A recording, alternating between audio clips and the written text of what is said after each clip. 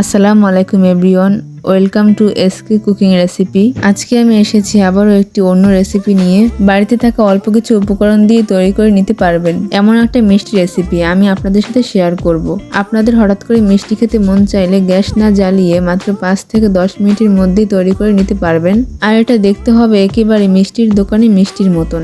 মিষ্টির দোকানে যেরকম আমরা শুকনো মিষ্টি কিনে খাই, ঠিক সেরকমই কিন্তু বাসায় বানিয়ে নিতে পারবেন। আপনারা খুবই তাড়াতাড়ি তৈরি করে নিতে পারবেন। আর এটা খেতেও কিন্তু খুবই মজাদার হয়। মিষ্টির দোকানের মিষ্টির থেকেও আমার মনে হয় এটা খেতে ভালো লাগে। আশা করছি আমার আজকের এই মিষ্টির রেসিপি আপনাদের কাছে অনেক ভালো লাগবে। তাহলে রেসিপিটি প্রথম থেকে শেষ পর্যন্ত দেখার অনুরোধ রইল।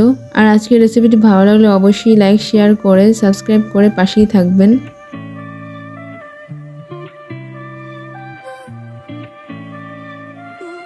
তাহলে মিষ্টিগুলো এখন বানিয়ে নিই। এই জন্য প্রথমেই আমি নিয়ে নিচ্ছি একটি ব্লেন্ডার জারে 1 কাপ চিনি, 10-12টার মতো কাজু বাদাম, 10-12টার মতো কাঠবাদাম, আর দিয়ে দিচ্ছি 4টার মতো এলাচ। এখন সবকিছু খুব ভালোভাবে ব্লেন্ড করে নিয়েছি। আর এই গুঁড়োটা কিন্তু ভালোভাবে মিহি করে নিতে হবে। এবার আমি একটি বাটিতে নিয়ে নিচ্ছি। আবারও একই জারের ভিতর নিয়ে নিচ্ছি হাফ বাটির মতো ড্রাই কোকোনাট। এখন খুব ভালোভাবে ব্লেন্ড করে নিয়েছি। এখন একই বাটির ভিতর দিয়ে দিয়েছি, সাথে দিয়ে দিচ্ছি হাফ কাপ গুঁড়ো দুধ। এখন সবকিছু খুব ভালোভাবে হাতের সাহায্যে মিশিয়ে নিব। গুঁড়ো দুধ দেওয়ার কারণে মিষ্টিটা খেতে খুবই মজাদার লাগবে। গুঁড়ো দুধের জন্য এর ভিতরে একটা মাওয়ার ফ্লেভার আসবে, এই জন্য কিন্তু গুঁড়ো দুধটা অবশ্যই দিতে হবে। খুব ভালোভাবে মিশিয়ে নেওয়ার পর আমি এখানে চামচের সাহায্যে লিকুইড দুধ দিয়ে দিচ্ছি। এই জন্য আমি প্রথমে 2 চামচের মতন লিকুইড দুধ দিয়ে খুব ভালোভাবে মেখে নিচ্ছি। এখানে কিন্তু একেবারে খুব বেশি দুধ দিয়ে মেখে নেওয়া যাবে না, অল্প অল্প চামচের সাহায্যে দুধ দিয়ে মেখে নিতে হবে। তার কারণ এর ভিতরে কিন্তু আমরা গুঁড়ো চিনি দিয়েছি, চিনিটা থেকে কিন্তু নিজস্ব পানি ছেড়ে দিবে।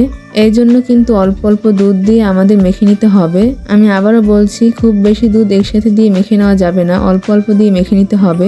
আমরা এখানে লিকুইড দুধ 2 চামচ লেগেছে, আপনাদের কম বেশি লাগতে পারে। খুব ভালোভাবে কিন্তু আমি এখানে মেখে নিয়েছি। দেখতেই পাচ্ছেন এরকম শুকনো ডোয়ের মতন একটা মেখে নিতে হবে। এবার আমি এটাকে অর্ধেক অর্ধেক করে ভাগ করে নেব। এটাকে আমি 3টে ভাগে ভাগ করে নেব।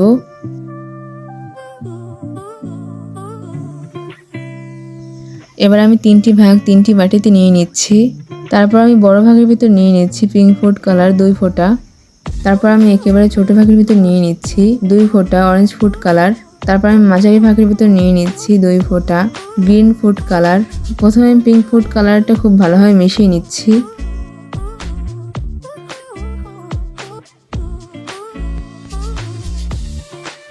পিঙ্ক ফুড কালারটা খুব ভালোভাবে মিশিয়ে নিয়েছি।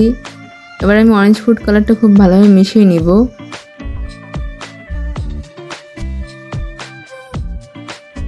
অরেঞ্জ ফুড কালারটা খুব ভালোভাবে মিশিয়ে নেওয়া হয়ে গিয়েছে। এবার আমি গ্রিন ফুড কালারটা খুব ভালোভাবে মিশিয়ে নিব।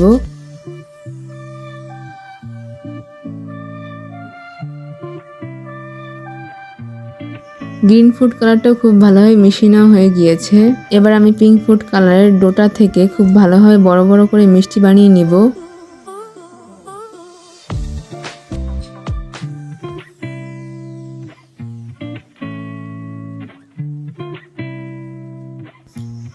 এবার আমি হাতের তালুর সাহায্যে গোল গোল করে মিষ্টি বানিয়ে নিচ্ছি।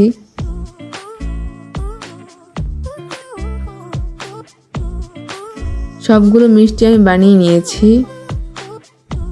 এবার আমি অরেঞ্জ ফুড কালার থেকে মিষ্টি বানিয়ে নিব।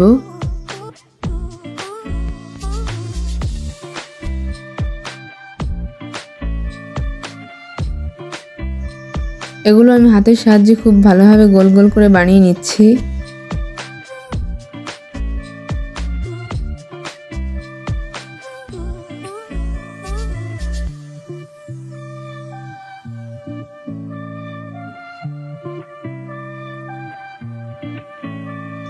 তারপর আমি গ্রিন ফুড কালার থেকে মিষ্টি বানিয়ে নিচ্ছি।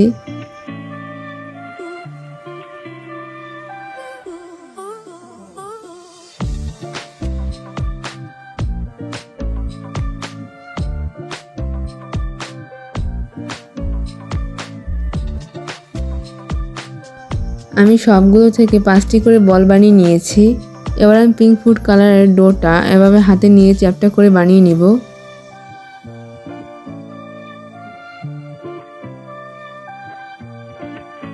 এবার চ্যাপটা করে বানিয়ে নেওয়ার পর সাইডে রেখে দিব। এবারে সবুজ বলটা হাতের সাহায্যে এভাবে চেপে নিয়ে চ্যাপ্টা করে নিব। হালকা একটু চ্যাপ্টা করার পর মাঝখানে দিয়ে দেব অরেঞ্জ ফুড কালারের বলটা। সবুজটা দিয়ে কমলা বলটা মুড়িয়ে নিব। আমি গোল করে শেপ দিয়ে দিব। হাত দিয়ে চেপে চেপে এভাবে গোল করে নিলে একদম ঠিকঠাক রেডি হয়ে যাবে।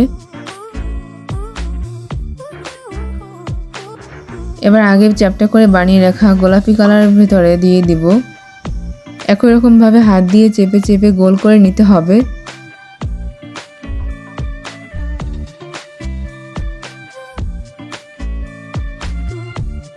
আপনারা তো দেখতেই পেয়েছেন আমি কিভাবে বলগুলো তৈরি করে নিচ্ছি।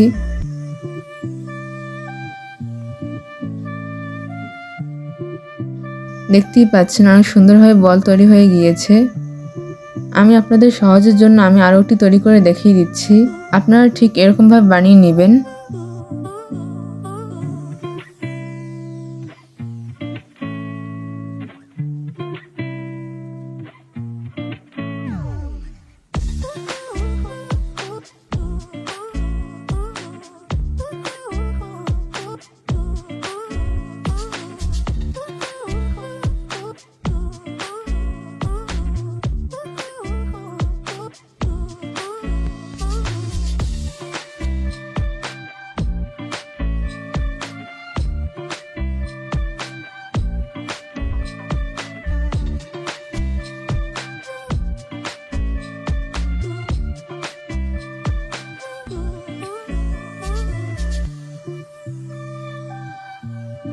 আপনারা তো দেখতেই পেয়েছেন আমি সব বলগুলো ঠিক একই রকমভাবে গোল গোল করে বানিয়ে নিয়েছি।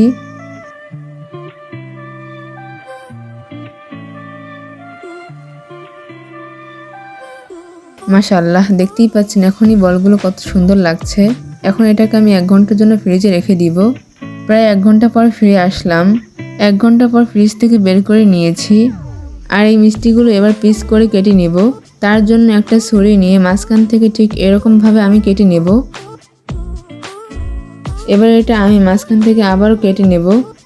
এরকমভাবে 4 টুকরো করে কেটে নিচ্ছি আমি। তার কারণ মিষ্টিগুলো 4 টুকরো করে কেটে নিলে একেবারে এগুলো মিষ্টির দোকানের মতনই দেখতে লাগবে। সেই জন্য এখানে আমি 4 টুকরো করে কেটে নিয়েছি।